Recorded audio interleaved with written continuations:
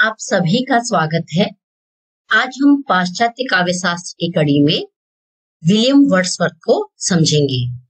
William Wordsworth जो कि मूलतः अंग्रेजी के स्वच्छंदतावादी कवि रहे हैं और उन्हें लिरिकल बैलेड्स कविता संग्रह के विविध संस्करणों की भूमिकाओं के एक आलोचक के रूप में भी प्रतिष्ठित किया गया है।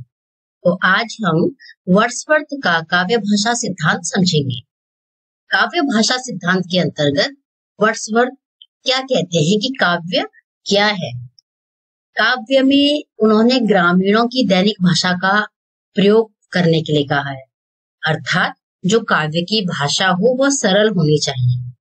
ग्रामीण जीवन में मनुष्य के भाव सरल, निष्कपट, सच्ची होते हैं तथा प्रकृति के निरंतर संपर्क से विकसित होते हैं, इसलिए उनमें तादात्म्य सुगम होता है।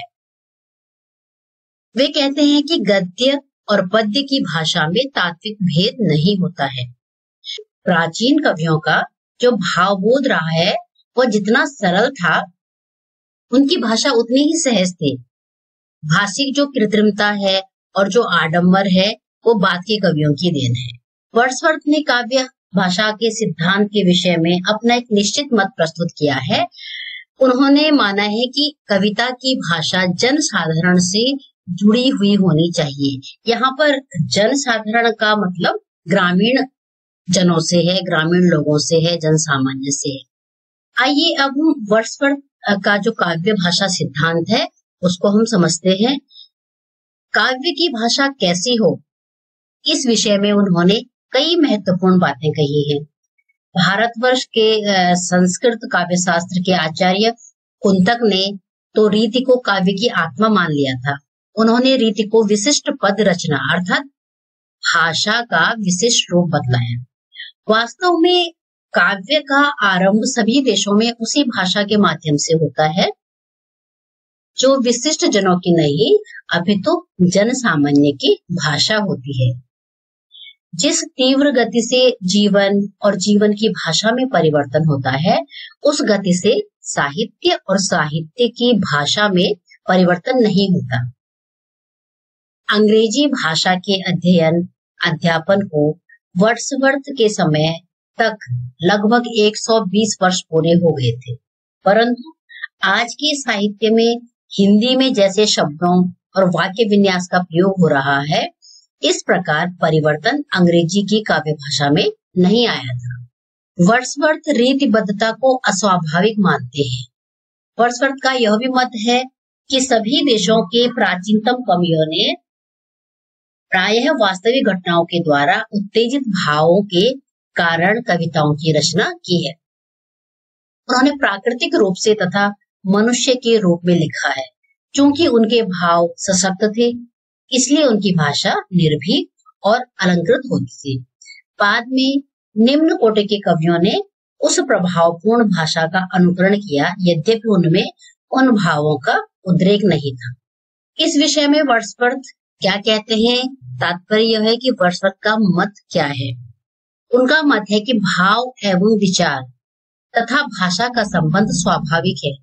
जिस प्रकार का और जिस कोटि का भाव होगा, उसी प्रकार का और उसी कोटि की भाषा भी होती है, अर्थात जिस कोटि का भाव होगा उसी कोटि की भाषा होगी। वर्ड्सवर्थ ने मनुष्यों की वास्तविक भाषा का स्वरूप स्पष्ट किया है। वास्तव में मनुष्यों की वास्तविक भाषा से उनका तात्पर्य उस भाषा से था जो भावों और विचारों के साथ स्वाभाविक रूप से जुड़ी हुई है, उन भावों और विचारों को सहज रूप से व्यक्त कर सके। साधारण भाषा का अर्थ वर्ड्सवर्थ ने तुच्छ भाषा के रूप में नहीं माना। इतना ही नहीं, वर्ड्सवर्थ ने प्रारंभिक काव्य भाषा और साधारण भाषा का अंतर भी स्पष्ट किया है। उन्होंने कहा है कि प्रारंभ में काव्य की भाषा और साधारण भाषा में अंतर था। इसका एक अन्य कारण भी था, उसमें छंद का योग पहले से ही हो चला था। यही कारण था कि उनके द्वारा लोग वास्तविक जीवन की भाषा की अपेक्षा अधिक प्रभावित होने लगे थे। तो कवि ने काव्य भाषा के विवेचन के अंत में यह विचार व्यक्त किया कि कल्पना और भाव की कृतियों कि एक और केवल एक भाषा होनी चाहिए, चाहे वे कृतियां गद्य में हो या पद्य में। छंद इस प्रकार की कृतियों के लिए ऊपरी अथवा आकस्मिक तत्व होते हैं। आइए अब हम समझेंगे कि काव्य भाषा के गुण क्या होने चाहिए। वर्ड्सवर्थ ने जिस प्रकार काव्य की वस्तु साधारण जीवन से ली है, उसी प्रकार उसने भाषा भी वही से ग्रहण की है। उनकी दृष्टि में भाषा में भी कुछ गुण अपेक्षित होते हैं और इस संबंध में उन्होंने लिखा है कि इन मनुष्यों का संपर्क उन सर्वोत्तम वस्तुओं से रहता है जिनसे भाषा का सर्वोत्तम अंश उपलब्ध होता है। अपने सामाजिक स्तर पर अपने परिचय की संकीर्ण परिधि तथा समानता के कारण वे सामाजिक कृत्रिम प्रदर्शनों के वश में अपेक्षाकृत कम रहते थे। अर्थात उनका मानना था कि बाह्य आडंबर या कृत्रिमता नहीं होनी चाहिए। इसके कारण वे अपनी अनुभूतियों और विचारों को सहज रूप से व्यक्त करते हैं। इसलिए बार बार अनुभवों तथा नियमित अनुभूतियों से उत्पन्न होने वाली यह भाषा कवियों द्वारा निर्मित समृद्ध भाषा की अपेक्षा अधिक स्थायी एवं दार्शनिक भाषा होती है। आइए अब वर्ड्सवर्थ का जो काव्य भाषा सिद्धांत है उसको समझते हैं कि वर्ड्सवर्थ गद्य और पद्य की भाषा में अंतर नहीं मानते थे। गद्य की भाषा पद्य में परिवर्तित हो सकती है। वर्ड्सवर्थ गद्य और पद्य की भाषा को एक मानते थे। उनका मानना था कि अपनी गद्यमयी भाषा के समर्थन में वर्ड्सवर्थ यहाँ तक कहते हैं कि दोनों भाषाओं को अभिव्यंजना करने वाली इंद्रियां तथा दोनों को ग्रहण करने वाली इंद्रियां एक ही है और इनका राग और रुचि दोनों परस्पर समान है। जनसाधारण की भाषा से वर्ड्सवर्थ का तात्पर्य था, जिसे उन्होंने अपने ग्रंथ लिरिकल बैलेड्स के अतिरिक्त किसी भी अन्य ग्रंथ में प्रयोग नहीं किया। वर्ड्सवर्थ ने बाद में सुधार और परिवर्तन की बात भी कही है कि भाषा का चुनाव लोगों की वास्तविक भाषा से करना चाहिए। यही जनसाधारण की भाषा का अर्थ है। इससे स्पष्ट होता है कि वे सामान्य भाषा को ज्यों का त्यों अपनाने के पक्ष में नहीं थे। वे उस भाषा में चुनाव करना आवश्यक समझते थे।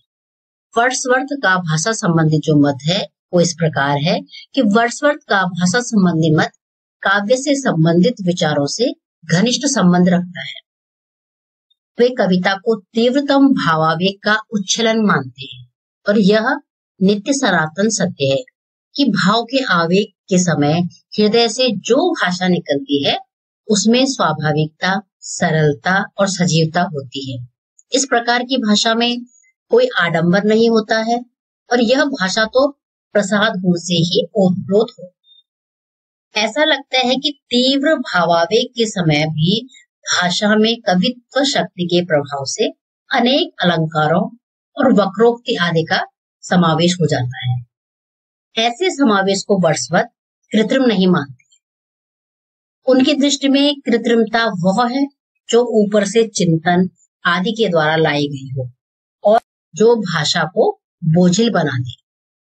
वर्ड्सवर्थ के अनुसार कवि जितना भाषा के निकट पहुंचेगा उसकी भाषा शैली उतनी ही सच्ची होगी और कवि कर्म में उसे सफलता प्राप्त होगी। वर्ड्सवर्थ भाषा में उन प्रणालियों के विरोधी थे जिन्हें हम मानवीकरण, वक्रोक्ति और विपर्यय आदि के रूप में स्वीकार करते हैं। वर्ड्सवर्थ ने 17वीं शताब्दी की जो शैलीगत विशेषताओं, विलक्षणता, दुरारूढ़ कल्पना, अतिशयोक्ति, शाब्दिक चमत्कार और अस्पष्टता थी, उसकी आलोचना की। वस्तुतः हम कह सकते हैं कि कवि मूलतः आलोचक न होते हुए भी पश्चिमी काव्य समीक्षा में उनकी काव्य भाषा विषयक जो मान्यताएं थी उनका विशेष महत्व था। कवि ने काव्य भाषा को कृत्रिमता के बंधन से मुक्त किया। उसके स्थान पर सामान्य बोलचाल की भाषा को काव्य भाषा के रूप में प्रतिष्ठित किया या काव्य भाषा का पद दिया। तो इस प्रकार आज हमने विलियम वर्ड्सवर्थ के काव्य भाषा सिद्धांत को समझा।